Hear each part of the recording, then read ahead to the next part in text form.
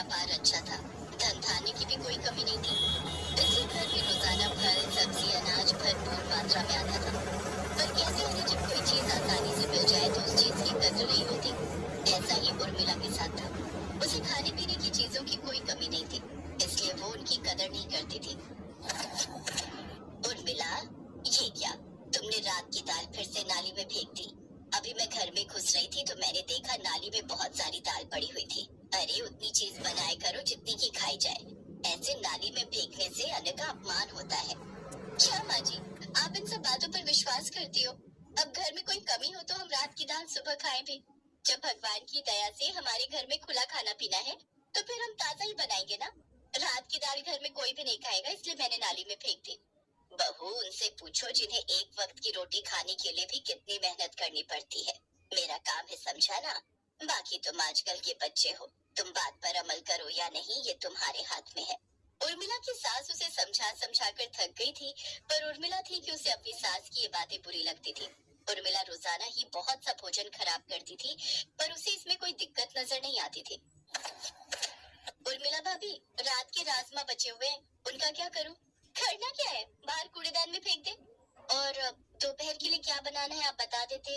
अरबी की सब्जी, रोटियां और कड़ी चावल बना ले। अरे उर्मिला बहू, अरबी की सब्जी रोटियां कढ़ी चावल इतना कुछ कौन खाएगा? आनंद भी बाहर गया हुआ है, घर में तुम हम दो लोग ही तो हैं। माँ जी, मैं बहुत दिनों से देख रही हूँ आप खाने पर बहुत नजर लगाने लगे हो, हर समय टोकते रहते हो। ऐसे थोड़ी होता है, मुझे ये आपकी आदत अच्छी नहीं लगती। बहू, मैं नजर नहीं लगा रही हूँ, रात को इतने सारे राजमा तुमने बनवा लिए। तुम्हें पता था कि आनंद 2-3 दिन के लिए बाहर गया हुआ है और मैं राजमा रात में खाती नहीं हूँ, तुमने फिर भी आधे किलो से ऊपर राजमा बनवा लिए। बताओ, अब फेंकने पड़ रहे हैं ना। सुबह नाश्ते में तुमने पकौड़े तलवा लिए, वो इतने भारी हो गए, तो अब कढ़ी भी बनवा रही हो इतना कुछ। कोई बात नहीं, मैं बनवा रही हूँ, ज्यादा होगा तो शाम को फेंक दूंगी, आपने नहीं खाना हो तो रहने देना। उर्मिला ने ढेर सारा खाना बनवा लिया, पर ज्यादा किसी ने कुछ खाया नहीं, इसलिए उर्मिला इस खाने को सड़क पर फेंक रही थी। उसी रास्ते से एक साधु बाबा जा रहे थे। उन्होंने उर्मिला को ऐसे करते देखा तो उससे पूछा, क्या हुआ बेटी, क्या ये अन्न खराब हो चुका है जो तुम इसे कूड़े में फेंक रही हो? अरे साधु बाबा, हमारे यहाँ भोजन खराब हो तब नहीं फेंका जाता, जब मुझे लगता है कि इसे कोई खाएगा नहीं तो मैं इसे फेंक देती हूँ। अब दिन में खा लिया, इस समय कोई भी खाने वाला नहीं, मैं खुद इस खाने से उब गई हूँ तो मैं इसे फेंक रही हूँ। अब रसोई में रखकर जगह थोड़ी भरनी है। बेटी, ऐसे सही अवस्था में रखे हुए भोजन को कूड़े में फेंकना अच्छी बात नहीं होती। ऐसे माँ अन्नपूर्णा नाराज होती हैं। अन्न फेंकना बहुत गलत बात होती है। इसकी जगह तो तुम ये अन्न गरीब और भूखे लोगों में बांट दिया करो, उससे तुम्हें दुआएं मिलेंगी। बाबा, इतना समय किसके पास है कि मैं गरीब और भिखारी लोग ढूंढती फिरूं और ये खाना बनाकर उन्हें बांटूं? और सबसे बड़ी बात, खाने पर पैसा हमारा लगे और मजे गरीब और भिखारी उड़ाए, ये तो कोई सही बात नहीं हुई।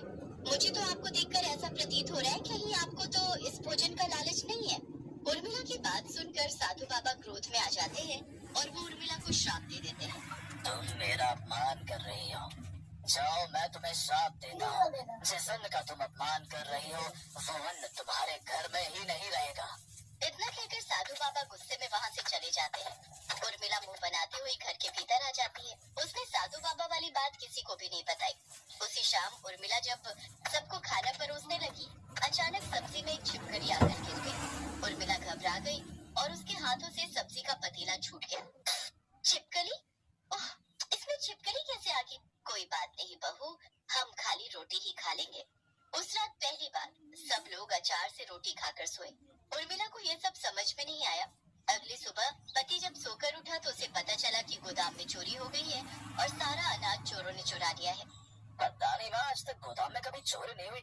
लाखों का माल था, त्योहार नजदीक आने वाले, चोर सारा माल चुरा कर भाग गए। मैं तो कहीं का नहीं रहा, सब कुछ उधार पर लिया हुआ था, अब पैसे कैसे चुकाऊंगा? भगवान जाने किसकी नजर लग गई है हमारे घर को। उर्मिला, थोड़ा सोच समझ कर खर्च करना और भोजन भी उतना ही बनाना जितना एक वक्त का पूरा हो जाए। ज्यादा कुछ बनाने की जरूरत नहीं है। मेरे पास अब इतने पैसे नहीं है कि हम खुदा खा सके। धीरे धीरे नौबत यहाँ तक आ गई कि उर्मिला के पति आनंद का काम बिल्कुल ठप हो गया। घर में खाने के लाले पड़ गए। जिस घर में तीनों समय ताजा भोजन बनता था और उर्मिला कितना भोजन बर्बाद कर देती थी, आज उस घर में गिनती की रोटी बनने लगी। घर में तो 2 ही रोटी का आटा पड़ा है। माँ जी को और इन्हें दे देती हूँ। मैं पानी पीकर सो जाऊंगी। उस रात उर्मिला भूखी ही सो जाती है। अचानक उसके मन में उन साधु बाबा का ख्याल आता है और वो ये बात अपनी सास को बताती है। बहू, मैंने तुझे पहले ही कहा था अन्न का अपमान मत कर, पर तूने मेरी एक ना सुनी। तूने कितना खाना बर्बाद किया। इससे तो किसी भूखे को खिला देती तो तुझे पुण्य मिलता। अब मैं उन साधु बाबा को कहाँ ढूंढूं ताकि वो हमें क्षमा कर दे। तेरी एक गलती के कारण आज देख हम निर्धन हो गए हैं। कई दिनों तक उर्मिला अपनी सास के साथ उन साधु बाबा को ढूंढती है। आखिरकार वो उन्हें एक पेड़ के नीचे उपदेश देते हुए मिल जाते हैं। हमेशा याद रखो, कभी भी अन्न को खराब मत करो। अगर तुम्हारे घर में अन्न बच जाता है तो उसे किसी भूखे को खिलाओ, या फिर गाय, कुत्ता, बिल्ली आदि किसी जानवर को उस भोजन को खाने के लिए दे दो, पर भोजन को नाली में या फिर कूड़े में न फेंको। इस तरह बचे हुए भोजन को फेंकने से भोजन का अनादर होता है। एक बात हमेशा याद रखनी चाहिए, कभी भी खराब भोजन को किसी को खाने के लिए नहीं देना चाहिए।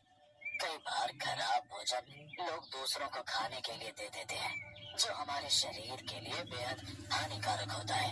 साधु बाबा, मुझे क्षमा कर दीजिए, मुझसे गलती हो गई। मैं अब कभी भी अन्न का अनादर नहीं करूंगी। अपना श्राप वापस ले लीजिए बाबा। मेरे घर में बहुत परेशानियां हो गई हैं। खाने को इतने वाला भी नहीं है। बाबा, बाबा मेरी बहू को क्षमा कर दो, इससे भूल हो गई। ठीक है, यदि तुम्हें अपनी गलती का एहसास है तो मैं तुम्हें क्षमा करता हूँ। कल सुबह भोजन की एक थाली द्वार पर आए किसी गरीब को खिला देना। तुम्हारे घर में फिर से सुख समृद्धि आनी शुरू हो जाएगी। और याद रहे, कभी भी भोजन को नाली और कूड़े में मत फेंकना। उर्मिला अपनी सास के साथ घर आ जाती है। अगली सुबह वो जैसे तैसे करके थोड़ा बहुत भोजन बनाकर एक थाली तैयार करती है और द्वार से निकल रहे एक गरीब परिवार को वो खाने के लिए देती है। वो गरीब परिवार उसे दुआएं देकर जाता है। तभी उर्मिला का पति खुशी खुशी घर आता है और वो सबको बताता है कि पुलिस ने चोरों को पकड़ लिया है और उसका सारा खोया हुआ माल वापस मिल गया है। फिर से सब कुछ ठीक होने लगता है। उर्मिला को अपनी भूल का एहसास था, इसलिए वो भोजन उतना ही बनाती थी जितना कि खराब ना जाए, और जितना भी बनाती थी उतने में उसकी बरकत होती थी। यहाँ तक कि उसमें से थोड़ा भोजन बच जाता तो वो किसी न किसी को खाने के लिए दे देती, पर उसे फेंकती नहीं थी।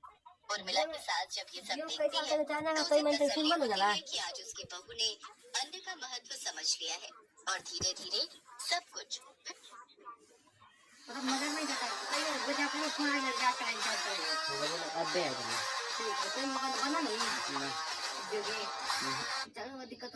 फिर से पहले जैसा हो जाता है।